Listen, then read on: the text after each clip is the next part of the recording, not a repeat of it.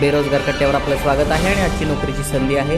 गडचिरोली जिल्हा परिषद अंतर्गत 530 पेक्षा अधिक जागांसाठी भरती निघालेली आहे।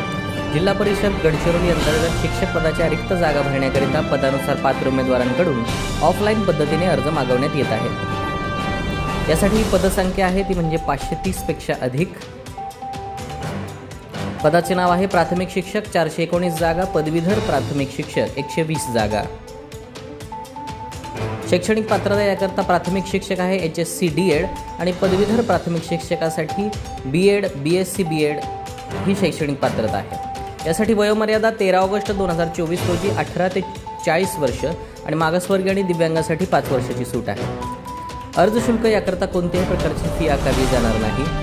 वेतनमान याकरिता 20,000 रुपये मानधन देण्यात येईल। नोकरीचे ठिकाण हे गडचिरोली असणार आहे। अर्ज करण्याची पद्धत ही ऑफलाईन पद्धत आहे। अर्ज करण्याची शेवटची तारीख ही 27 ऑगस्ट 2024 आहे।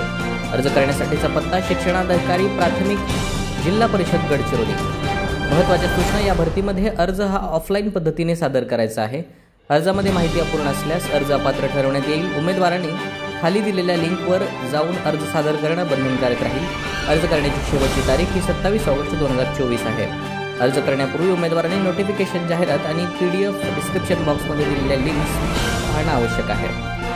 बेरोजगार कट्टा चॅनलला लाईक करा, कमेंट करा, शेअर करा आणि सबस्क्राईब करायला विसरू नका। धन्यवाद।